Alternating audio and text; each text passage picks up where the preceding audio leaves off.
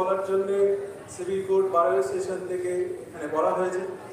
আমি আপনাদের মূল্যবান সময়, আমি মাত্র দুটো কথা এখানে বলতে চাই। একটু আগে মাননীয় বিচারপতি মহামান্য কলকাতা উচ্চ ন্যায়ালয় যেটা বলে গেছেন, এইটাকে আমাদের মাথায় রেখে আমাদের এখানে পথ চলা উচিত বলে আমি মনে করেছি এইটুকুনি মুহূর্তের মধ্যেই। তো যাই হোক, সেইটাকে সামনে রেখে আমাদের আজকে এখানে গ্লোরিয়াস প্র্যাকটিস 40 ইয়ার্স আজকে এখানে সম্বর্ধনা দেওয়া হয়েছে। আমি ব্যক্তিগতভাবে যখন এই বারে জয়েন করেছিলাম, আমি যাদেরকে দেখছি আজ 40 বছরের সম্বর্ধনা দেওয়া হলো, এই ব্যক্তিদের কাছ থেকে আমি আইনের জায়গায়, আইনের পজিশনে অনেক কিছু জানতে পেরেছি এবং শিখতেও পেরেছি। আপনারা যারা আছেন তারা নিশ্চয়ই জানেন।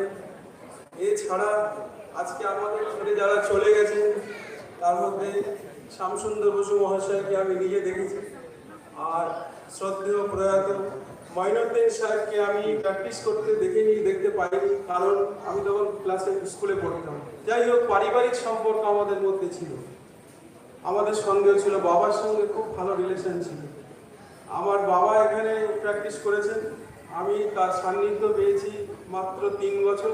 3 বছর পর বাবা এখানে প্রয়াত হয়েছে। তো যাই হোক, আমি সব থেকে কাছ থেকে দেখেছি। মাননীয় আজকে এখানে যে সম্বর্ধনা দেওয়ার আগে বলেছেন পোর্ট্রেট উদ্বোধনের সময় যে কিভাবে আমাদেরকে চলতে হবে। একটা কথা আমার বারবার মনে পড়ে যায়, যেদিন আমি বেশ কিছুদিন কাজ করার পরে শ্যামসুন্দর বাবু মহাশয়ের সঙ্গে একটা কেসে আমার আর্গুমেন্ট ছিল। তিনি একটি কথা আমাকে বলেছিলেন আর্গুমেন্টের পরে, আমি আজও মনে রাখি আর সবসময় স্মরণ করি, যে মোস্তাক, আইনের পয়েন্টে কখনো ডিস্টর্ব করবে না। মোকদ্দমার রেজাল্ট যাই হোক না কেন, আইনটা কিন্তু সঠিকভাবে পরিবেশন করার চেষ্টা করবে। এইটা যদি করতে পারো তাহলে আগামীতে অনেক দূর এগিয়ে যাবে। এই কথাটা আমি আজও আমার মাথায় রেখেছি এবং আমি সবসময় বলি। এছাড়াও ওই দিন আমার সঙ্গে আরও মনে আছে, এখনও তিনি বেঁচে আছেন, শ্রদ্ধেয় বাসুদেব ভট্টাচার্য মহাশয় আমাকে বলেছিলেন, খোকা নতুন এসছো, ভালো করে কাজ করো।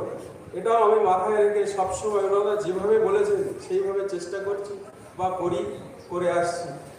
আমার পিতা সম্পর্কে একটা কথাই বলতে চাই বা পারি আমি, সেটা হচ্ছে আমি যতদূর শুনেছি বাবার কাছ থেকে, সেটা 1977 আফটার পূজা ভ্যাকেশন আমার বাবা এই বারে জয়েন করেছিল এবং 2004 পর্যন্ত, শেষ তারিখ পর্যন্ত এখানে এই আদালতে প্র্যাকটিস করে গেছেন। এইটুকুই এই